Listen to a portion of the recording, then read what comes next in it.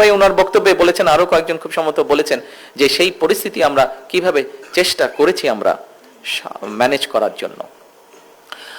সম্মানিত উপস্থিতবৃন্দ, আমি জানি সামগ্রিক সকল পরিস্থিতি নিয়ে যে অর্থনীতিকে আমরা দেখেছি যে ফ্যাসিবাদী স্বৈরাচারীর সময় বছরে এই দেশ থেকে $16 বিলিয়ন জনগণের $16 বিলিয়ন লুটপাট করে বিদেশে পাচার করে দেওয়া হয়েছে, কিভাবে ব্যাংকগুলোকে ধ্বংস করে দেওয়া হয়েছে, কিভাবে শিক্ষা বা স্বাস্থ্য, কৃষি সবকিছুকে ধ্বংস করে দেওয়া হয়েছে। আমরা যখন দায়িত্ব গ্রহণ করার পরে যুদ্ধ পরিস্থিতি শুরু হলো, তখন আসলেও আমরা একটু ওয়ারি ছিলাম যে কি করে সকল পরিস্থিতি আমরা ম্যানেজ করব। আমরা জানি এই সকল বিধ্বস্ত অর্থনীতি, বিধ্বস্ত সব পরিস্থিতির মধ্যে আমরা জানি ভিতরে জনগণ অবশ্যই কষ্টের মধ্যে দিয়ে যাচ্ছে। আমরা আমাদের সাধ্য মতন, আমাদের অভিজ্ঞতা, আমাদের বুদ্ধি বিবেক, বিভিন্ন পরামর্শের ভিত্তিতে আমরা সাধ্য মতন চেষ্টা করছি এবং চেষ্টা করে যাচ্ছি আমরা কিভাবে জনগণকে এই পরিস্থিতিকে আমরা বের করে আনতে পারি। এর ভিতরেই আমরা জানি যে বিশেষ করে জ্বালানি খাতে তেল বা গ্যাস, এইসব বিষয়, বিদ্যুৎ, এইসব বিষয়ে জনগণ সমস্যার মধ্যে দিয়ে যাচ্ছেন। কিন্তু এই যে জ্বালানিটা দিয়ে আমি শুরু করলাম, কারণ এই মুহূর্তে জ্বালানির কথাই বলুন, গ্যাসের কথাই বলুন, এই সব ক্ষেত্রে আমরা জানি দেশের বিভিন্ন প্রান্তে বহু মানুষ এই সকল ভোগান্তি পোহাচ্ছেন এগুলা। তো এখন এই বিষয়গুলোকে অবশ্যই আমাদের অ্যাড্রেস করতে হবে। কিন্তু এই কথাটাও তো সত্য, এই কথাটাও সত্য যে কিভাবে আমরা যদি শুধু জ্বালানি খাতের কথাই চিন্তা করি, কিভাবে ফ্যাসিবাদী স্বৈরাচার এই জ্বালানি খাতটাকে তাদের পকেট ভারী করার একটি খাত হিসাবে তারা এটাকে বিবেচনা করেছিল। কাজেই স্বাভাবিকভাবেই এত বছরে লুটপাট করে যে সেক্টরটিকে বিধ্বস্ত করে ফেলা হয়েছে, সেই সেক্টরটিকে যদি পুনর্গঠন করতে হয় কিছু তো অবশ্যই সময় প্রয়োজন। আজকে অনেকেই বলেন, দেখলাম বিভিন্ন জন বিভিন্ন বক্তব্য দিয়েছেন, আমরা এক্সকিউজ দেওয়ার মাধ্যমে আমরা আমাদের দায়িত্ব এড়াতে চাচ্ছি না। হ্যাঁ, সমস্যা আছে, আমরা জানি, আমরা সেই সমস্যাটাকে অ্যাড্রেস করতে চাই। অনেকেই বলছেন যে বিভিন্ন বাসা বাড়িতে বা বিভিন্ন মিল ফ্যাক্টরিতে গ্যাস পাওয়া যাচ্ছে না, ফলে হয়তো অনেক জায়গায় অনেক মিল ফ্যাক্টরি চালানো যাচ্ছে না, অনেক বাসা বাড়িতে হয় না, রান্না বান্না করা যাচ্ছে না। ইয়েস, উই অ্যাডমিট সমস্যা আছে, কিন্তু সমস্যার সমাধানের জন্য আমরা নিরন্তর কাজ করারও চেষ্টা করছি, উপায়টি বের করারও চেষ্টা করছি। আপনারা নিশ্চয়ই দেখেছেন, গতকালকে পেপারে এসছে, দেখেছেন যে আমরা পার্শ্ববর্তী দেশ মায়ানমার থেকে গ্যাস আনার জন্য আলোচনা এরই মধ্যে শুরু করেছি। শুধু এটিই নয়, আমরা কিছুদিন আগে, আপনাদের খেয়াল আছে যে আমি মালয়েশিয়া এবং চায়নাতে গিয়েছিলাম। মালয়েশিয়াতে আমি ওখানে যে আছে পেট্রোনাস একটি তাদের কোম্পানি আছে, সেই কোম্পানির সাথে আমরা আলোচনা করেছি। সেই কোম্পানি একটি কাজ করে থাকে, ওটার টেকনিক্যাল নামটা আমি মনে করতে পারছি না এই মুহূর্তে। তারা যেটি করে, পেট্রোনাস কোম্পানি, এটি তারা পুরো ইন্দোনেশিয়াতে তারা করছে এবং জাপানের সাথেও তারা এটি চুক্তি করেছে, আগামী 20 বছর তারা জাপানকে সহযোগিতা দেবে। সেটি হচ্ছে কন্টেনারের মধ্যে করে তারা গ্যাস নিয়ে যায়, এলএনজি গ্যাস তারা নিয়ে যায়। আমরা তাদের সাথে কথা বলেছি এবং একটু সময় লাগার কারণে গত সপ্তাহে আমি নিজে প্রাইম মিনিস্টার আনোয়ার ইব্রাহিমের সাথে ফোনে কথা বলেছি যে উনি আমাদেরকে এই ব্যাপারে সহযোগিতা করতে পারেন কিনা, এবং উনি তখন আমাকে ফোনে বললেন যে আমি আগামীকাল কি তাদের সাথে কথা বলছি এবং আমরা দেখব কত দ্রুত বাংলাদেশকে কিভাবে সহযোগিতা করা যায়। গত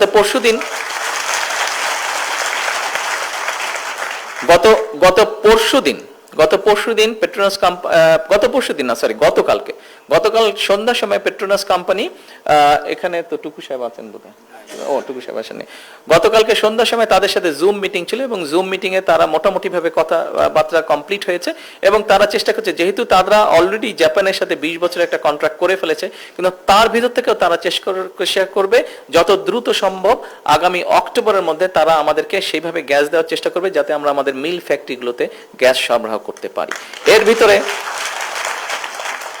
এর ভিতরে আমরা চেষ্টা করছি যে একইভাবে আরো কিছু এইভাবে নিয়ে এসে আমাদের প্রায় 8টার মতন আমাদের বিদ্যুৎ কেন্দ্র আছে, যেই বিদ্যুৎ কেন্দ্রগুলোতে যদি আমরা গ্যাস সরবরাহ করতে পারি সাথে সাথে, তাহলে আগামী 3-4 ঘন্টার মধ্যে এইগুলোতে যদি গ্যাস কানেকশন দেওয়া যায় 3 থেকে 4 ঘন্টার মধ্যে আমরা 4000 মেগাওয়াট বিদ্যুৎ আমরা গ্রিড লাইনে সংযুক্ত করতে পারবো। এটাও কিভাবে করা যায় সেটিরও আমরা চেষ্টায় আছি।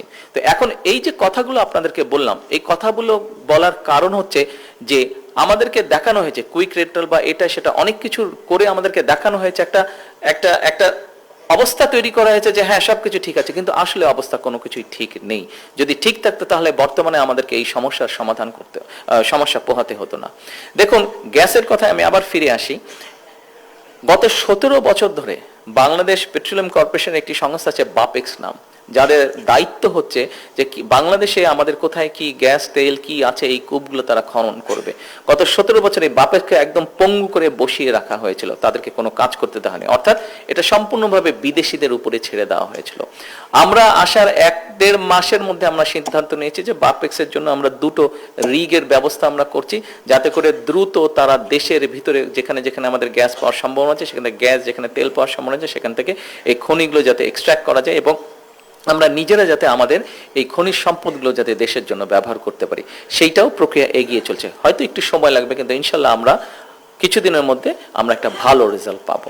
এখন আসুন, এই যে মানুষের এই সমস্যাগুলোকে যাতে বের করে আনতে পারি, দেশের মানুষ যাতে এই সমস্যা ভোগ না করে, অবশ্যই আমি মনে করি এটা জুলাই শহীদ বলেন, জুলাই যোদ্ধা বলেন, বিগত গণতান্ত্রিক আন্দোলনে যে সকল মানুষ শহীদ হয়েছেন, যারা রাজপথে নেমে এসেছিলেন, এমনকি 1971 সালে যে সকল মানুষ শহীদ হয়েছেন, যারা অস্ত্র হাতে দেশকে স্বাধীন করার জন্য যুদ্ধ করেছেন, নিশ্চয়ই একদম নির্দিষ্ট এইভাবে না হলে এই মানুষগুলোতেও এরকমই একটা প্রত্যাশা ছিল, এই মানুষগুলো যে বাংলাদেশের মানুষ যাতে এইভাবে ভালোভাবে বিদ্যুৎ, গ্যাস সকল সুবিধা তারা পেতে পারে, নিশ্চয়ই এটি অন্যতম তাদের একটা চিন্তা ভাবনা ছিল। এখন আসুন, শুধু তো বিদ্যুৎ গ্যাস দিলেই হবে না, নিশ্চয়ই আমাদের দেশের গণতান্ত্রিক সোলজার যারা ছিল, সৈন্য যারা ছিল, তাদের নিশ্চয়ই অন্যতম একটি লক্ষ্য ছিল গণতন্ত্র যেমন অধিকার করা, তাদের লক্ষ্য ছিল গণতান্ত্রিক অধিকারকে প্রতিষ্ঠিত করা যেমন তাদের লক্ষ্য ছিল, একই সাথে নিশ্চয়ই তাদের একটি লক্ষ্য ছিল যে এই দেশের মানুষ যাতে কর্মসংস্থানের ব্যবস্থা তারা করতে পারে। দেখুন, আমাদের দেশে বলে 27 লক্ষ লোক বেকার, 27 লক্ষ বেকার আছে, কিন্তু আমি মনে করি যে 27 লক্ষ না, এর থেকে অনেক অনেক বেশি হবে এই সংখ্যাটি, বেকারের সংখ্যা। এখন এই বেকার সংখ্যাদেরকে আমরা চাইলেই কি আমরা সকলকে বিদেশে পাঠিয়ে দিতে পারবো? বিদেশে পাঠাতে পারবো না, এখন কম্পিটিশন অনেক বেশি। আপনারা দেখেছেন এর মধ্যে নিউজগুলো এসছে, আমি এখনই স্পেসিফিক করে বলতে চাই না, তবে আমি অত্যন্ত আশাবাদী। একটু আগে যেটা বললাম যে মালয়েশিয়া যখন গিয়েছিলাম, সেই সরকারের সাথে কথা হয়েছে।